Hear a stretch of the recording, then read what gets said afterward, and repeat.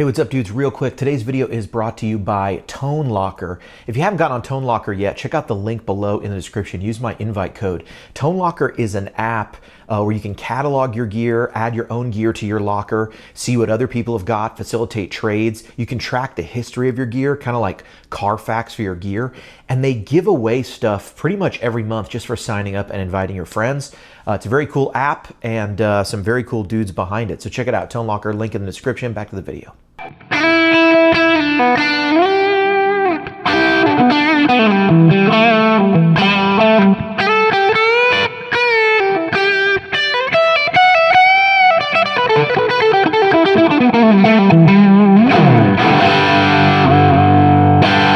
What's up, dudes? HW here. How the heck are you doing? It's a beautiful morning over here in Nashville. Just enjoying my morning coffee, staring out my window. And look, you've seen the onslaught of Fender videos, and I made one just a couple days ago. And then, in the process of making all my normal content, I want to give you a little inside YouTube baseball here and kind of explain why you're seeing so many Fender things. And really, maybe it's a problem with YouTube, but it's something that I know other people have talked about.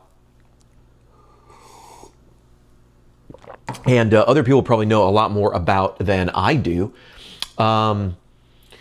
Look, there was sort of a first wave of this stuff, right? There was Phil McKnight, there was KDH, there was the Tone Nerds, there was a couple of people. Maybe Rhett was right at the end of that. That was like wave one of this Fender thing. It was people who were like kind of breaking the news, right? And Tim Pierce, and you were seeing like what the reaction is, right? And then the way these things work is once that creates a consensus and everyone goes on and has a consensus opinion. I think this is a pretty easy consensus opinion to hold. I don't really think anybody's even a contrarian when it comes to this. Very few people am I seeing saying Fender should have they should defend their body type. And like it's such a cut and dry case, right? It's like if Fender had been given a patent when they made the design, that patent would already be expired. They tried to trademark it in 2003 to 2005. They tried to trademark it, and it went to the trademark board case people thing. And for 5 years, they argued about it, and they looked, and that board just came back and said, hey, look, man, the time to do this, to make a trademark to trademark this body shape was 50 years ago, right? And the reason that they were denied was they said that the shape is now generic because of this.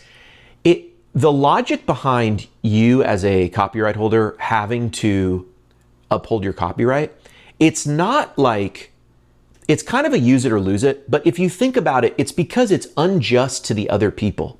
So for example, if, imagine if a car company today said, oh, by the way, we're gonna patent or we're gonna trademark the sliding door on a minivan. Well, the whole industry has been able to have sliding doors.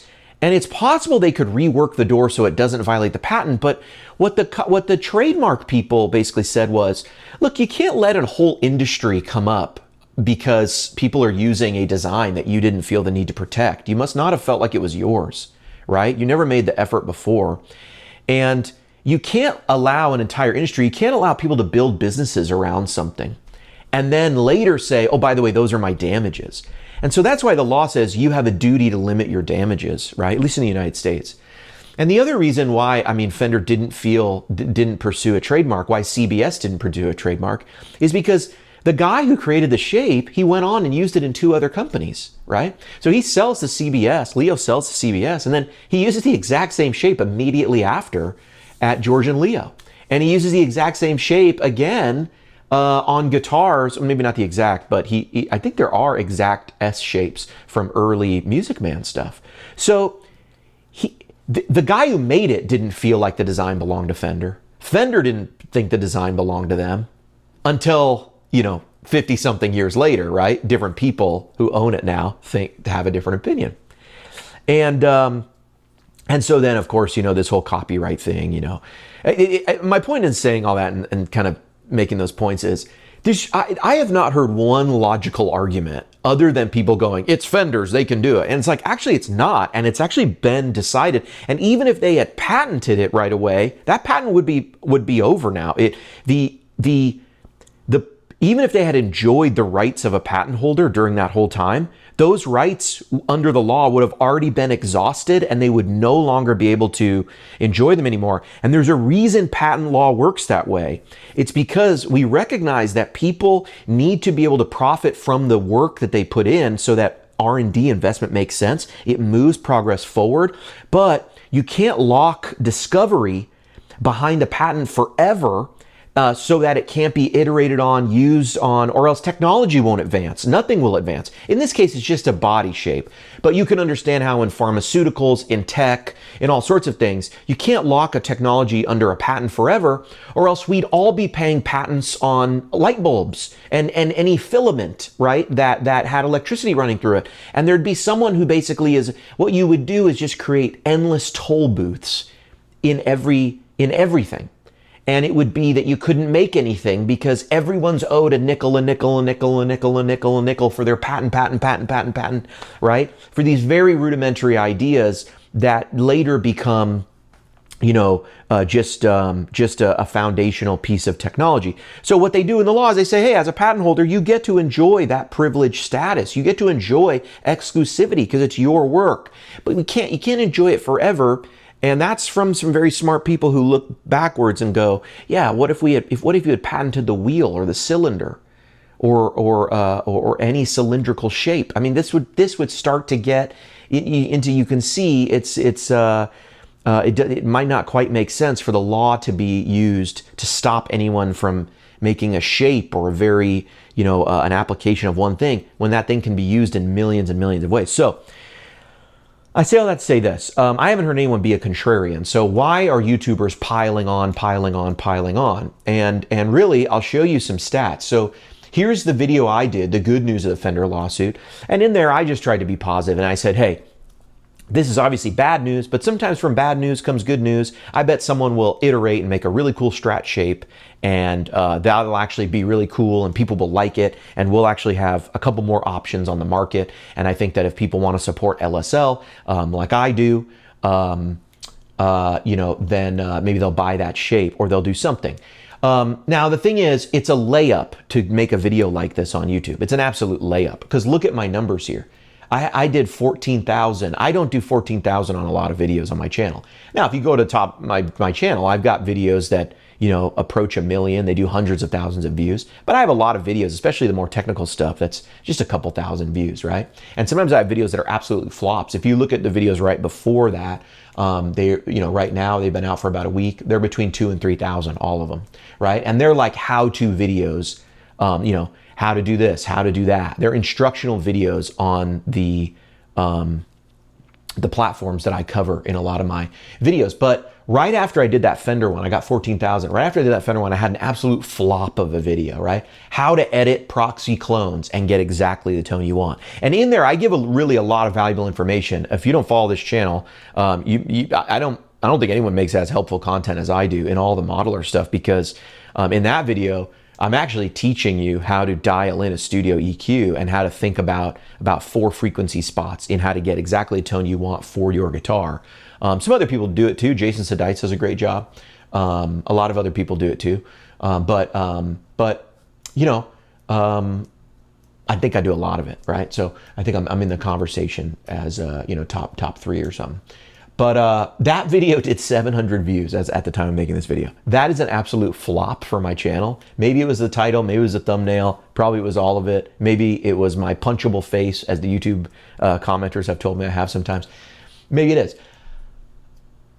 But my point is that YouTube really has this negative slant and this, like, it rewards these types of things, right? It doesn't actually reward the most helpful content, because a lot of times the most clickable thing is not that. So right now, every YouTuber to me, if they don't make a Fender video, you can basically turn on a camera and just talk like I'm talking right now, and you will probably do 5 times better than all the other than your normal video that you put a lot of work into. And you can scale that up or down, whether you're Tim Pierce, whether you're Rhett or Chapman, whether you're a little lower on the rung, you're Studio Rats, you're those guys, or whether you're down here in my neck of the woods, right? You've got let's see, what's tone you got? 65,000 subs. It's not the biggest channel on YouTube, although I am quite prolific.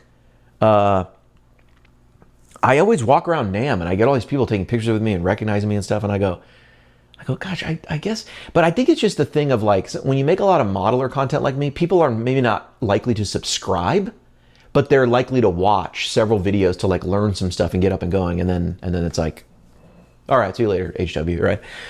So it's always a weird thing. But of course, I do hang out with people who have much bigger channels than mine, and I'm always humbled at NAMM because sometimes I hang out with the Signal Theory guys, Worship Tutorial Signal Theory, those dudes, and man, I can't hang out with them too long at NAMM because we can't see the show. We can't walk from booth to booth. They get stopped every step of the way, and so I'm like, all right, guys, I'll catch up at lunch. I want to go see some of the show, and.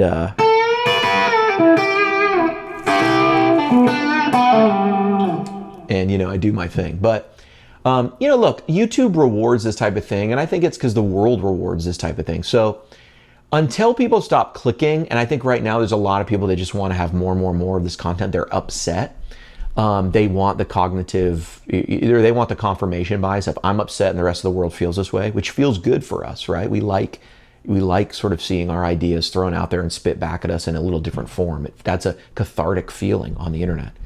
And we like hearing other people's frustration about something back. And so that's what's going on right now. It's a layup. If you're a YouTube creator and you don't make this video, you're basically just leaving, you're leaving food on the table. And I say that not because these videos are going to make you a lot of money or anything. They're not. But what it's going to do is, it's usually the conventional wisdom is, if you do a video and it goes really well, you're going to get opened up to new audiences. If that video does well with those new audiences, you'll get a higher view count. And then that higher view count, the next video you make is very likely to get recommended to those people.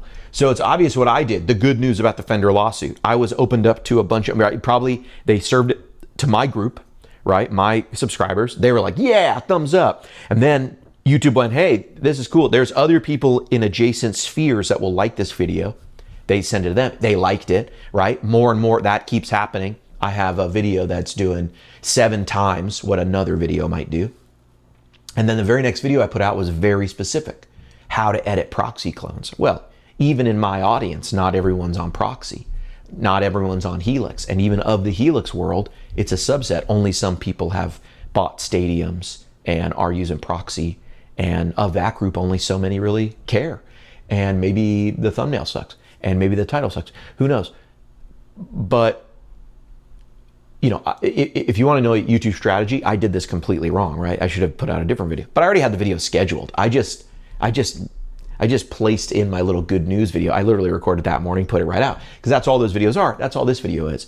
And I make this as evidence because this video, just because I put Fender and stuff in the title, will get more than that video did, right? And then this video will hopefully be the layup, and get the extra views, because tomorrow I'm going to put out a release that I actually want people to watch. So you thought I was talking about the YouTube game? You're actually in the YouTube game right now. It is a simulation. You are in it, my friend. HW. Ow, I dropped my pick.